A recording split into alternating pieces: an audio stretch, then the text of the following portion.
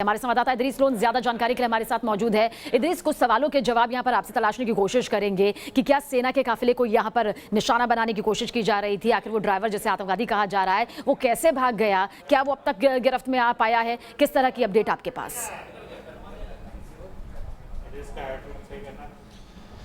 जी सबीना, बहुत बड़ी कामयाबी ये सिक्योरिटी फोर्सेस के लिए है क्योंकि बहुत बड़ी ट्रेजेडी अवर्ट हो गई है इस पूरे इंसिडेंट की वजह से। मैं आपको बता दूं कि इसमें जो ड्राइवर सवार था, बताया जा रहा है कि वो एक मिलिटेंट हिजबुल मुजाहिदीन का मिलिटेंट है जो वहां से फरार होने में कामयाब हो गया। अब सिक्योरिटी फोर्सेस ने इस गाड़ी को रोकने की कोशिश की और जब ये गाड़ी नहीं रुकी तो ब्रीफ गन फाइट दोनों तरफ से हुई, जिसके बाद ये इलाका जो है, आप अपने विजुअल्स में जो टॉप एंगल से विजुअल देख रहे हैं, बहुत ही जंगल वाला इलाका है, बहुत ही घना इलाका है, जिसकी वजह से वो वहां भागने में कामयाब हो गया। पर सिक्योरिटी फोर्सेस का एक बहुत बड़े पैमाने पर पूरे इलाके में सर्च ऑपरेशन जो है शुरू कर दिया गया है और अभी भी उसकी तलाश जो है वो जारी है। वहीं अगर हम इस पूरे अटैक की बात करें तो पिछले 3-4 दिनों से लगातार सिक्योरिटी फोर्सेस को टिप ऑफ मिल रहा था कि इलाके में एक आईईडी ब्लास्ट हो सकता है, जिसकी वजह से जो भी गाड़ी पुलवामा इलाके में मूव हो रही थी उसकी तलाशी ली जा रही थी और उसी के कारण जो है आज सिक्योरिटी फोर्सेस ने इस गाड़ी को भी रोका और ये गाड़ी नहीं रुकी, जिसके बाद ये ब्रीफ गन फाइट हुई और फिर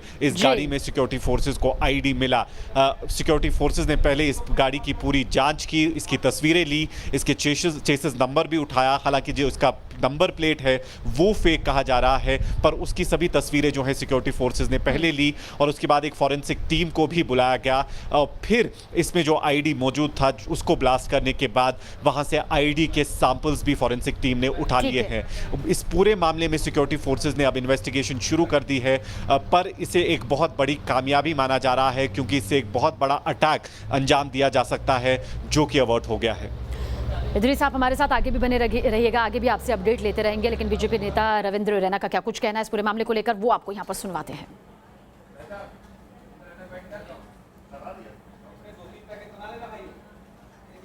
भारतीय सेना तथा जम्मू कश्मीर पुलिस के बहादुर जवानों ने पाकिस्तानी आतंकवादियों की एक बड़ी आतंकी साजिश को विफल कर दिया है। कश्मीर घाटी के पुलवामा में आतंकवादियों ने एक कार में 20 किलो विस्फोटक सामग्री जो आतंकवादी ले जा रहे थे और किसी बड़ी आतंकवादी घटना को अंजाम देने की फिराक में थे।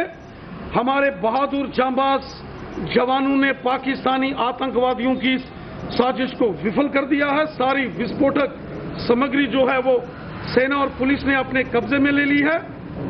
पुलवामा के अंदर हुए आतंकवादी हमला जिसमें भारतीय सेना के 40 के ऊपर सीआरपीएफ के जवान शहीद हुए थे, उसी प्रकार की ये एक आतंकवादी घटना को अंजाम देने की साजिश थी। लेकिन पाकिस्तान के इन नापाक इरादों को हमारी भारतीय सेना और हमारी जम्मू कश्मीर पुलिस के जवानों ने विफल कर दिया है। पाकिस्तान कश्मीर को लहूलुहान करने की साजिश कर रहा है, लेकिन पाकिस्तान की हर साजिश का मुंह तोड़ जवाब देंगे। चुन चुनकर आतंकवादियों को मौत के घाट उतारेंगे।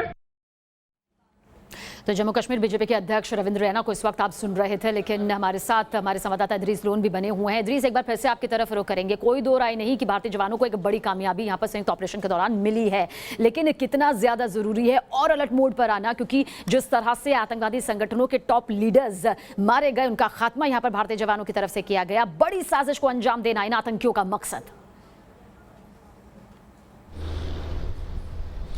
जी बिल्कुल सबीना, अगर हम पूरे साउथ कश्मीर की बात करें तो सिक्योरिटी फोर्सेस के बड़े पैमाने पर कॉर्डन एंड सर्च ऑपरेशन जो है रियाज नायकू के मारे जाने के बाद चलाए जा रहे हैं।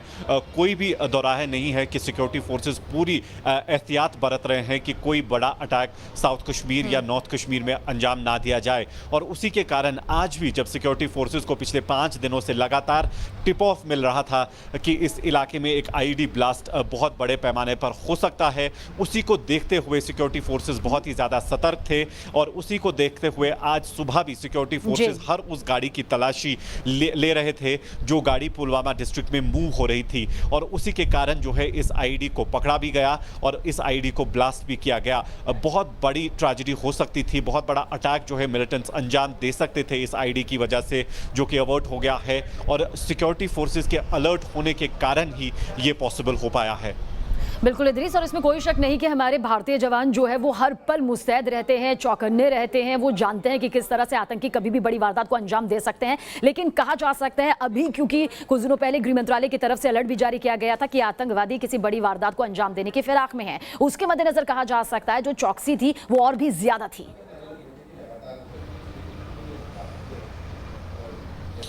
जी बिल्कुल, कुछ दिनों पहले जम्मू कश्मीर के जो डीजी हैं उन्होंने बताया था कि तकरीबन 200 के करीब जो है पूरे कश्मीर में मिलिटेंट्स अभी भी मौजूद हैं। अगर हम बात करें टॉप लीडरशिप की, चाहे हिजबुल मुजाहिदीन के सभी टॉप कमांडर्स हो, चाहे अंसारुल गज़वतुल हिंद के टॉप कमांडर्स हो, उन सभी को मारा गया है।